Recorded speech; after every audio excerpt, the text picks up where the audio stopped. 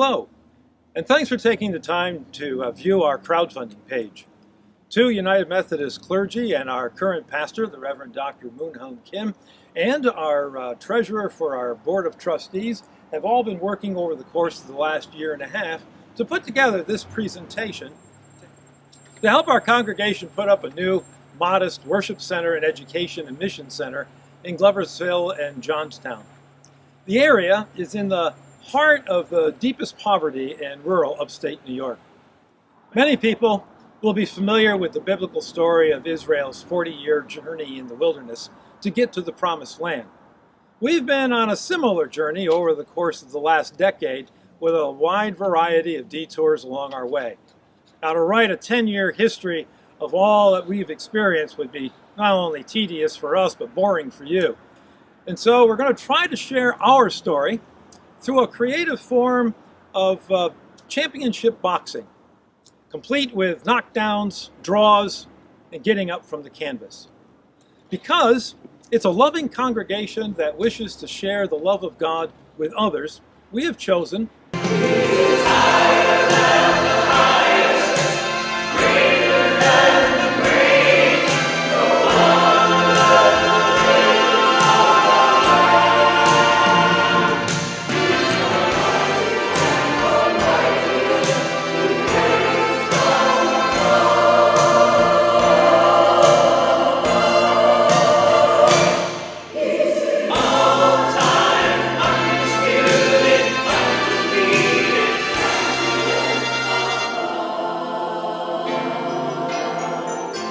He is higher than the highest, greater than the great.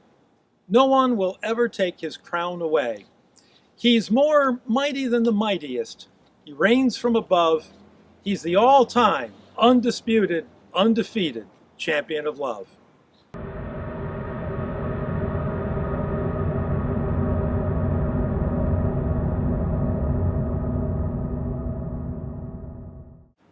Round one, the bell rings. The fight begins. There was a grand history of 4 churches in Twin Cities. After stellar performances and a history of thousands at worship, a change of fortunes fell upon the Twin Cities. Jobs evaporated and general populations fell off, along with congregational participation. The 4 congregations, though smaller in number, nonetheless persevered. Decision? A tie. Round 2. Sparring, a grand plan aimed at 4 becoming 1. A progressive district superintendent in the United Methodist Church initiated dialogue among the Twin Cities 4 congregations about a likely merger, and he sent a forward-thinking pastor to continue the dialogue and create a renewed and forceful presence for the champion in love. However, by the time that pastor arrived, one fearful congregation dropped out of the dialogue, which prompted an anxious second congregation to do likewise. Decision to the opposition. Round 3, an initial draw, and 2 became 1. The remaining 2 congregations, the 2 largest of the 4, continued their dialogue and indeed merged the fellowships, purchased land for a new and neutral site located in a highly visible central location, and covenanted one day soon to build a new church upon that site. Decision to the champ. Round 4, circling the ring. Then 3 became 1. As the 2 progressed towards a unifying mission and ministry, one of the remaining 2 churches approached the union and was accepted into the merger, and indeed 3 became 1, all covenanting to erect a new building at the agreed-upon location. The pastor of the 3rd congregation was appointed to oversee the new union. Decision to the champ again. Round 5, when free is not free. The wrong architect at the right time. The pastor, a charismatic sort who liked to wheel and deal for the Lord, and through congregational connections, learned of a Manhattan architect who agreed to consult pro bono with the congregation about their building plans. As it turned out, the architect had little to no church design experience. With assurances by the pastor that the architect had agreed to work for free, A design for 33,000 square foot facility befitting of Manhattan was developed with an estimated cost of $8.5 million. Yikes!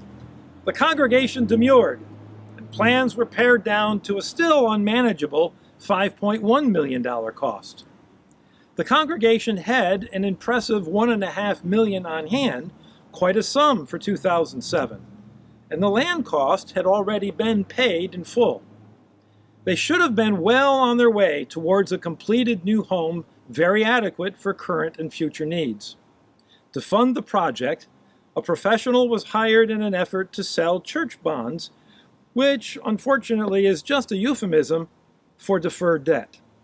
That effort failed, but the pastor insisted that the project move ahead. The groundbreaking ceremony was held. However, with the bond effort defeated, the bank that had agreed to fund the final $1 million also pulled back from the project. But not before the $5 million project got underway and the congregation's $1.5 million was literally sunk into the ground in massive cement footings, cement walls, and some steel. And the architect was not free. The initial consultation was offered, but the pastor hid the fact that the architect had been submitting bills and the pastor had been authorizing their payment. It isn't looking good. The bell rings. It's time to sit in our corner stool and reorganize. Decision to the opposition. Round 6. Where was the referee? Where was the referee and the oversight in round 5? A district committee was supposed to have been called to review plans, but the pastor chaired that district committee and assured the district superintendent that such oversight was unnecessary. The review committee was never called to meet. The bishop was supposed to review such reports, but she was assured by the district superintendent that such oversight was unnecessary.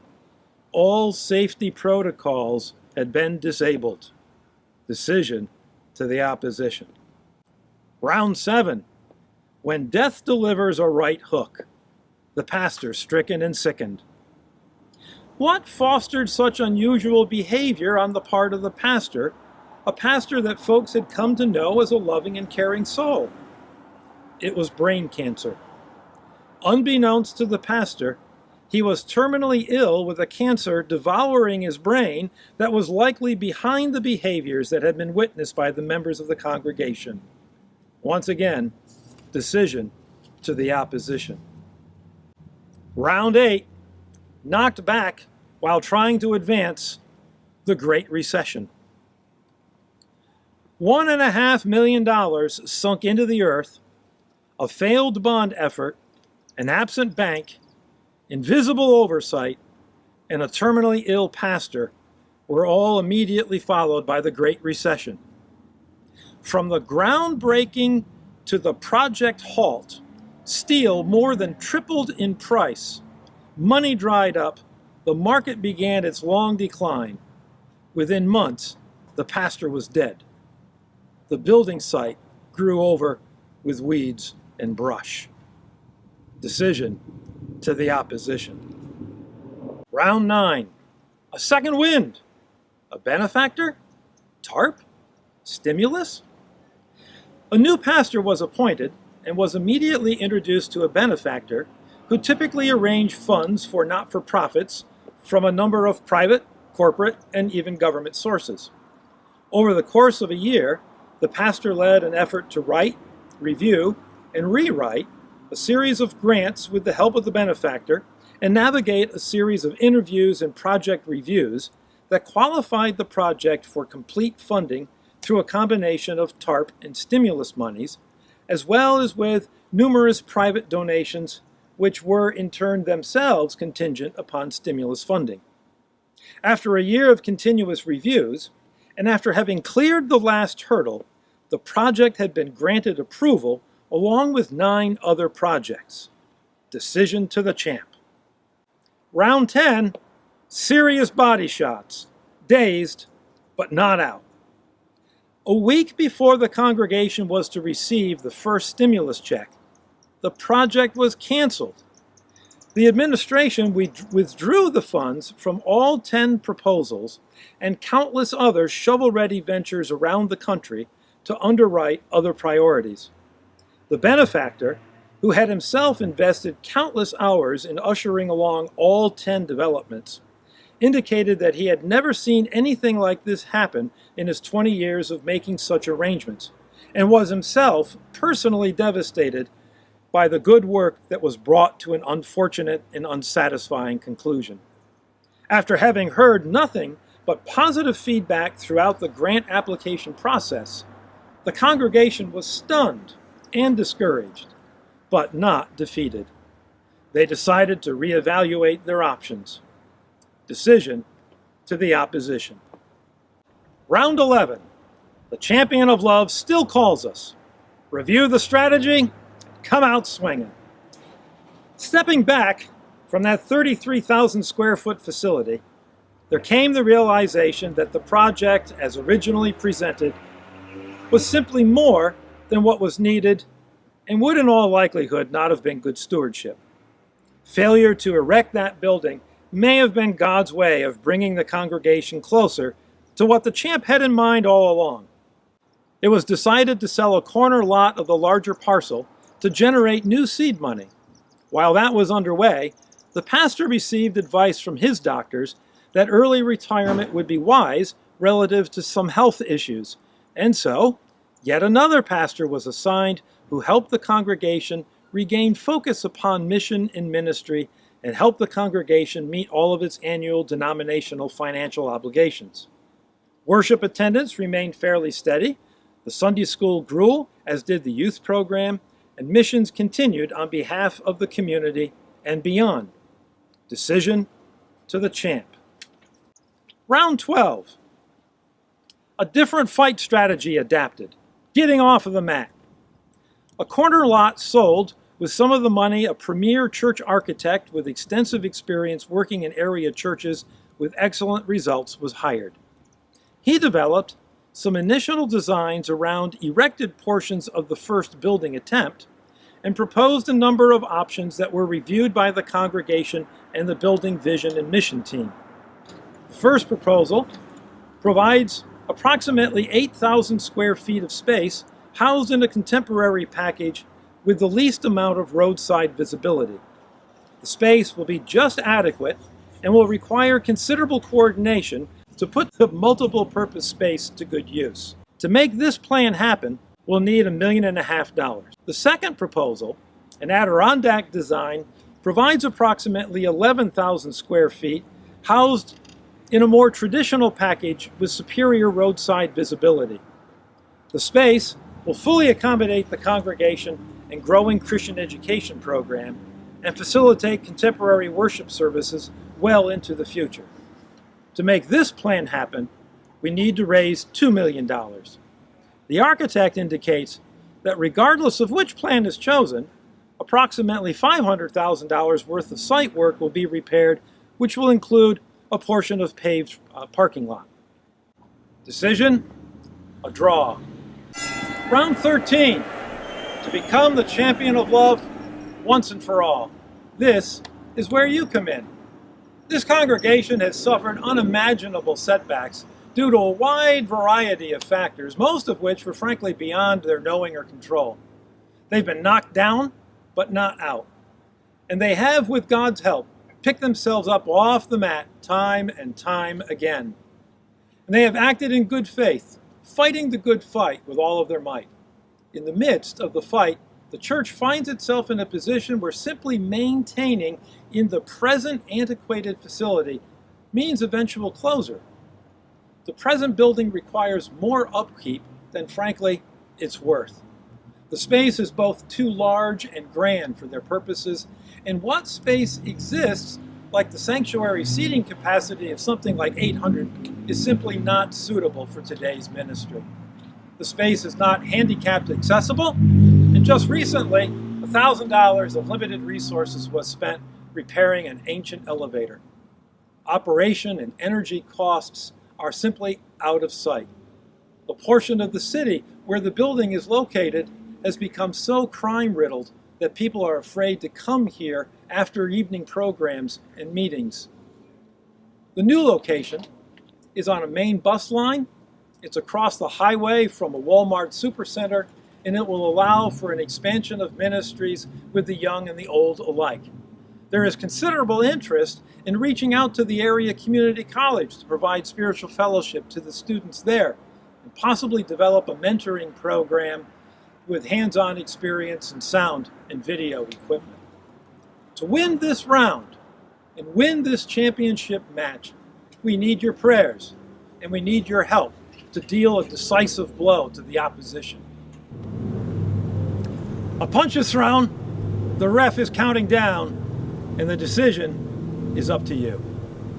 Give a wave and a word of thanks to the folks who've been good enough to watch this. And so to all of you, thank you very much. Thanks for listening. Hello, my name is Moon-ho Kim, pastor of Foothills United Methodist Church. It is my pleasure and privilege to serve God in this most loving congregation. We thank you for viewing our crowdfunding page and listening to our story of struggle and resilience in the cause of Jesus Christ.